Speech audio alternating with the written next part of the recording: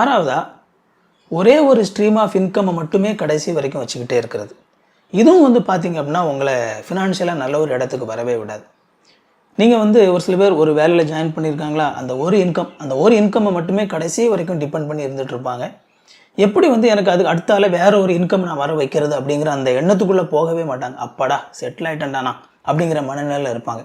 ஆனால் ஆக்சுவலாக இப்போ கொஞ்ச நாளைக்கு முன்னாடி இப்போ நடந்துட்டு இருக்கிற விஷயம் இல்லையா, டெக்கில் வந்து ஏகப்பட்ட லே ஆஃப்ஸ். டெக்னாலஜியில் வேலை செஞ்சுட்டு இருந்த ஆட்கள் நல்ல சம்பளம் வாங்கிட்டு இருந்தாங்க, லட்சக்கணக்கில் சம்பளம் வாங்கிட்டு இருந்த ஆட்கள், ரொம்ப கம்ஃபர்டபுளான லைஃப், ஒரு பிரச்சனை இல்லை. ஆனால் இப்படி ஒரு சூழ்நிலை வரும்னு சொல்லி யார் எதிர்பார்த்துருப்பா? திடீர்னு பாருங்கள் பயங்கரமான லே ஆஃப், எதிர்பார்க்கவே இல்லை யாருமே.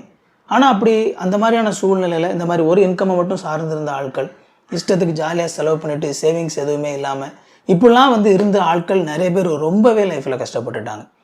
அவங்க நினச்ச நேரத்தில் உடனே வந்து அவங்க வேலை தேடி பார்க்குறாங்க, வேலை கிடைக்க மாட்டேங்குது, ரொம்ப லைஃப் ஸ்ட்ரகிள் ஆகி போச்சு.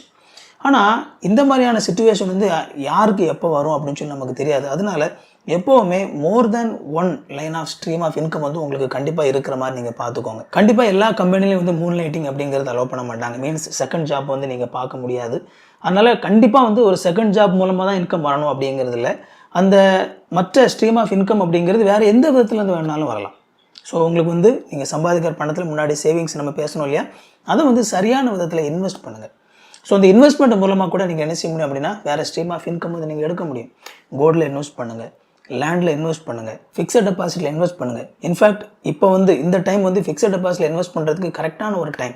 ஏன்னா இன்றைக்கி கவர்மெண்ட் பேங்க்கில் கூட பார்த்திங்கன்னா கிட்டத்தட்ட 7.5 7.9 வரைக்கும் இயர்லி ரிட்டர்ன்ஸ் வந்து உங்களுக்கு கொடுக்குற மாதிரி இப்போ எல்லாமே இன்வெஸ்ட்மெண்ட் ஸ்கீம்ஸ் வந்து இருக்குது. அண்ட் ஈவன் ஒரு சில ப்ரைவேட் செக்டார் நீங்கள் போனீங்கன்னா வெல் நோன் ப்ரைவேட் பேங்க்ஸ்க்கு வந்து ஒரு சிலது 9% வரைக்கும் கூட உங்களுக்கு வந்து நாங்கள் இயர்லி ரிட்டர்ன்ஸ் கொடுக்குறோம் அப்படின்னு சொல்லி, எதில் இந்த ஃபிக்ஸட் டெபாசிட்டில் நாங்கள் 9 வரைக்கும் கொடுக்குறோம் அப்படின்னு சொல்லி கூட என்ன செய்கிறாங்கன்னா சொல்கிறாங்க.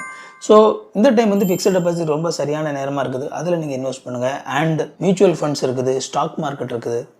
ஸோ இந்த மாதிரி இன்வெஸ்ட்மெண்ட்ஸ் மூலமாக எப்படி வந்து நீங்கள் வேறு ஒரு சில இன்கம் வந்து நீங்கள் ஜெனரேட் பண்ண முடியும் அப்படிங்கிறத திங்க் பண்ணுங்கள். இது ரொம்ப ரொம்ப முக்கியமானது. ஏன்னா லைஃப் எந்த நேரத்தில் எந்த மாதிரி டேர்ன் ஆகும் அப்படின்னு சொல்லி நமக்கு தெரியாது. உங்களுக்கு வந்து more than one stream of income இருந்துச்சு அப்படின்னா ஏதாவது ஒன்று அடைப்பட்டாலும் இன்னொன்று மூலமாக உங்களால் சர்வே பண்ண முடியும். அடுத்தால நல்ல ஒரு ஜாப் போகிற வரைக்கும் உங்களால் வந்து மேனேஜ் பண்ண முடியும். ஸோ எப்போவுமே வந்து மோர் தேன் ஒன் இன்கம் நீங்கள் உங்களுக்கு இருக்கிற மாதிரி பார்த்துக்கோங்க.